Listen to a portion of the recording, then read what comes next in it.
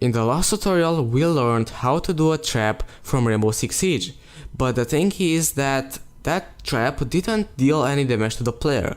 So in today's video we are going to learn how to do Kapkan's trap, which is going to be able to kill the enemy player. So let me first show you what it is about.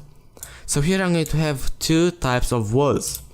A normal one, where I can't place my trap, and a special one. On this wall I'm going to be able to place my trap wherever I want. And of course I can do it on both sides, and it is going to change the side. And of course I can do that on the other side of the wall, as you can see. And when I'm going to get into the line trace right here, it is going to explode, which is pretty nice. So first, let's see how I did it, right?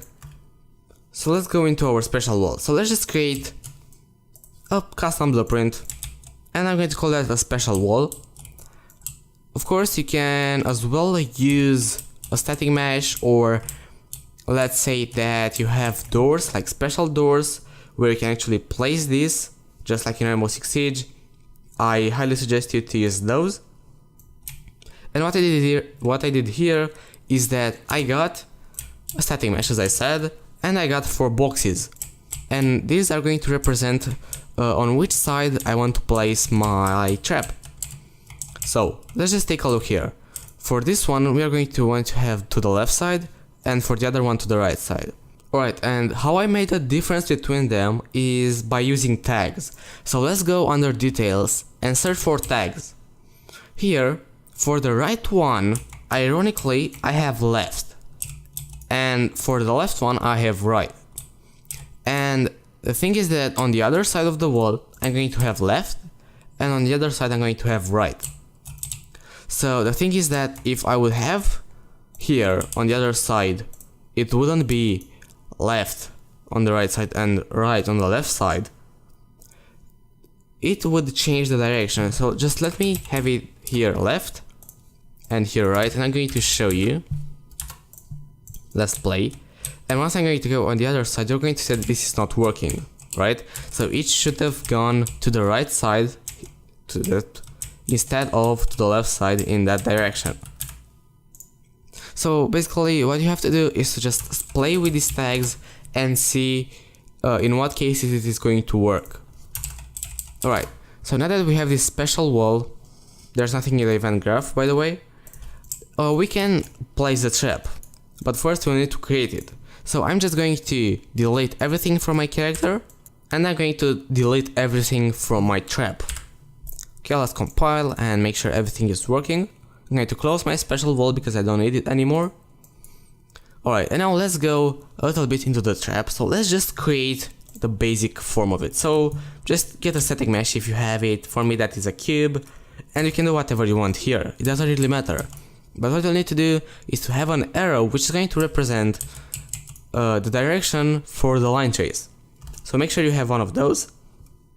As well, for me, the hidden in-game is unchecked, so I can see it. In-game, you might want to check it, so you can't see, and neither the player. Alright, and now let's go into our character, because first we'll need to see how we can spawn these. So I'm just going to get here an input action, for me that is called fire. So let's see how we can do one of those. Let's go to Edit, Project Settings, wait a second to load, and then let's go to Input, click on Action Mappings here on this plus, give it a name and give it a button. As well, you can give it a combinations of Shift, Control, Alt, and Command. Alright, now from pressed, what we want to do is to fire a line trace. For me this is a function. There's no reason to make a function if you don't want one, but usually in games you're going to use a lot of line traces. In some of them you're not going to. But let me show you the line trace first. Here I have just a line trace by channel, got the camera, got the world location, as well got the forward vector, multiply this with 400, that's for me, so you can change these values, edit these vectors up, plug the world location in start and this to the end.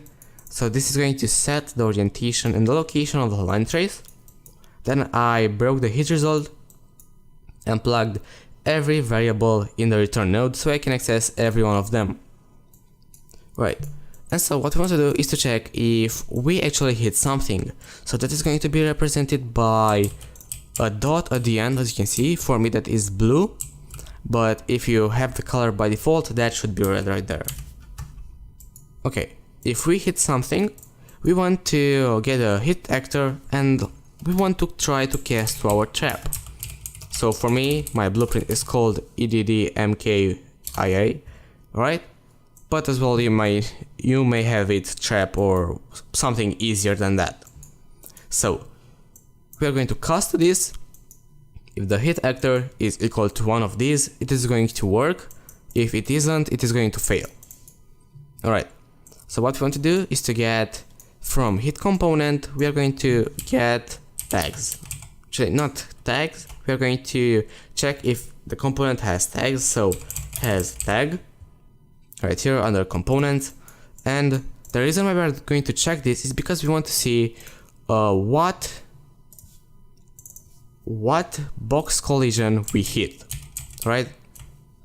As well, one thing that I forgot to say is that you need to make sure that all these boxes are going to either overlap or block the trace responses. If you want to make sure that it is going to work, you might want to have here a block for every one of them. Alright, now back into our character. If the component has a tag and the tag is going to be right, we are going to do here a branch. If that is true, we are going to run a piece of script which we are going to create later, and if that is false, we are going to do another branch. Alright, again copy component has tag, plug the target in here. Then from right we are going to change to left. Alright, and now we are going to run two pieces of blueprints. So now from the right through branch, we are going to spawn actor from class, and the class is going to be the blueprint that we created for the trap. We are going to make a transform here. And now in location, what you want to do is to get the impact point. This is going to make sure that right here at the end of our red dot, so at the end of the dot, it is going to be spawned.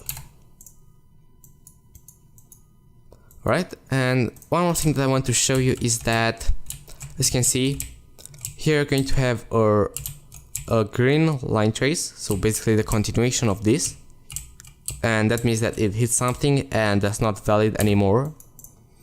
Right, and so if that is true, we are going to spawn this, and if this is true, we are going to do the same thing, but we are going to copy this and paste it in here once again. Alright, let's see if this is working. So it seems that it is not working right now. I know what I did wrong, and this is a really bad mistake of mine, so I'm sorry for that. Here, instead of casting to the trap, we'll need to cast to our special wall. Right? So make sure that you don't mistake these two. Really important part right here. Alright, so make sure that you don't do that. And now it should work, as you can see. But now we have this problem. Why is it pointing thatward? Right? So we don't want it to point out, we want to point to the left or to the right. So we need to play a little bit with the rotation. For me, for the right part, I need here on the Z axis, remember to only change the Z axis because that is the left and right, as you can see. So blue here, meaning Z, blue right here, so that you might know as yaw. And for the left side, that should be, for me, 90. So let's see if this is working now. Alright, so everything is working just fine on both sides, exactly what we need. But now, let's do something else, because we don't want to be able to place these without a delay or something, right? We want to have an animation maybe. So what I'm going to do here is on pressed, I'm going to add a timeline. I'm going to call this custom delay. Right, on pressed, what I'm going to do is that I'm going to have here two booleans. I'm going to call this is using gadget. Alright, and I'm going to go a little bit to my movement and mouse input, and so I'm going to get my is using gadget, and make two branches right here. And if it is using gadget, we don't want to be able to get input and receive it. We want to make sure that these both are false. As well, to my mouse input, I want to get that. And by default, the is using gadget should be false. Alright, now to custom delay, we want to play from start every time. The length, let's say 2 seconds for me. You can change that as well. On finished, we want to run this, and I'm going to explain a little bit later why we are using a timeline. So let's just, from press, we are going to set is using gadget to be true. From released, we are going to set it to be false. We are going to stop the timeline, and on finished, I'm going to set this to be false once again. So the reason why we are using a timeline instead of a delay, a normal delay, is because we can stop this delay, right? So we can just use the stop execution pin right here, and it is going to stop. So let's see if this is working. I don't know. I'm going to wait 2 seconds, right? And as you can see, it is getting spawned, and I can't move or do anything else. So everything is working just fine. Now, the last thing that we need to do is to make this explode. So as well, if you have a custom way of doing it, you can do that, or you can follow me to see how I did it. I'm going to get here a custom event. I'm going to call this, let's say, line trace or laser line trace. Alright, and I'm going to add here a line trace by channel. Right, line trace by channel. And now we are going to use the arrow that I told you that we needed to create. So I'm going to get the arrow, and I'm going to get the word location. I'm going to plug that into the start. Going to add 2 vectors up. So vector plus vector. Going to get a forward vector. Going to multiply this with float. Let's say 400. Alright, this into the end. So this is going to set the custom location and orientation of the line trace. Draw debug type persistent, and we can set the trace color to be, let's say, yellow. Return value, a branch, so we can check if we hit something or not. And if that is true, we are going to break the hit result, so we can get the hit actor. From the hit actor, we are going to cast to our character, and if we can cast to it, we are going to spawn emitter add location, not a dash, add location, spawn emitter add location. We are going to get for location get actor location. Alright, I'm going to set here to be an explosion, spawn sound to D as well, so we can play a sound. This is going to be explosion once again. I'm going to set the volume multiplier to be 0.3, so I don't blow someone's ears. Alright, and then I'm going to do here a delay, and I'm going to set it to be 0. And as much as I know from my experience, a delay with a duration of 0 seconds is going to make sure that it is going to skip only 1 frame. Alright, so only 1 frame from, let's say, you have 72 frames per second, it is going to skip 1. Alright, and after completed, we are going to destroy actor. Alright. So now everything should be just fine. Let's see if this is working. Going to place it right here, and we can't currently see the line trace, and it is not working. And that is because we didn't actually use this function, actually custom event. So let's go and get event begin play. Alright, event begin play, and here we're going to set a timer by function name. So what this timer by function name is going to do is going to repeat the same function or custom event if you're going to check looping instead, and it's going to happen over, let's say, every 0.2 seconds. But because we want this to be pretty accurate, we can have here 0.2. We are going to get the name of the line or the custom event. I suggest to just copy it, so go into it, press F2, Control C, Control V in the function name, and everything should be fine right now. Let's place one real quick and let's see what's happening.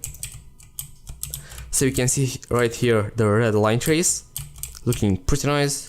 So let's put one more here so we make sure that everything is working fine, alright, and now we can get into this and it is going to explode, but the explosion is a little bit too small, so let's just scale it for, we are going to set it to 4, 4 and 4 on all of the axes, alright, and now everything is working just fine.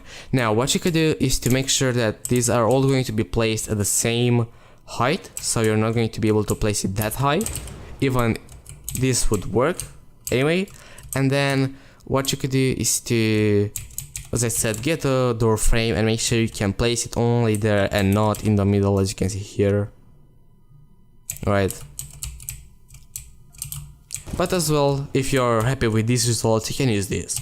So guys, this is pretty much all for today's video. I hope that you enjoyed this tutorial, and if you did, don't forget to leave a thumbs up.